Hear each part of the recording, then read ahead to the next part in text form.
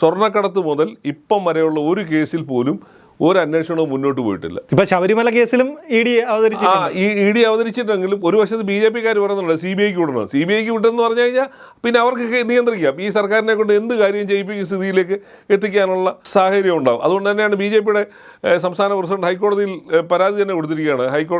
ഈ കേസ് പിന്നെ CBI അന്വേഷിക്കണമെന്ന് ആവശ്യപ്പെട്ടുകൊണ്ട് പോയിരിക്കുകയാണ്. അപ്പോൾ ഈ അഡ്ജസ്റ്റ്മെൻറ്റാണ് കേരളത്തിൽ നടന്നുകൊണ്ടിരിക്കുന്നത്. അപ്പോൾ അതിനൊരു പാലമായിട്ട് തന്നെയാണ് ബ്രിട്ടാസ് പ്രവർത്തിക്കുന്നത്.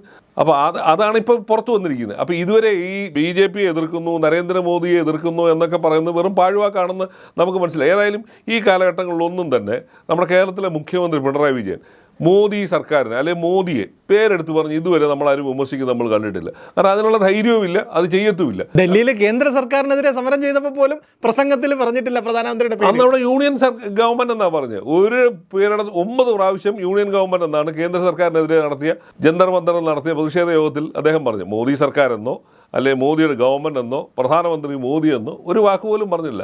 അപ്പോൾ ഇതാണ് അവർ രണ്ടുപേരും പരസ്പര സഹകരണ സംഘമായിട്ടാണ് പ്രവർത്തിക്കുന്നത്. അങ്ങോട്ടും ഇങ്ങോട്ടും കുറ്റപ്പെടുത്തലില്ല, അങ്ങോട്ടും ഇങ്ങോട്ടും യാതൊരു തരത്തിലുള്ള എതിർപ്പില്ല, ഒന്നുമില്ല. നേരെ മറിച്ച് തമിഴ്നാട്ടിലെ സർക്കാർ വലിയ തോതിലുള്ള പ്രതിഷേധവും വലിയ തോതിലുള്ള എതിർപ്പുകളും കേന്ദ്രത്തിൽ നിന്ന് നേരിടുകയാണ്. ഇവിടെ ഒരു എതിർപ്പുമില്ല.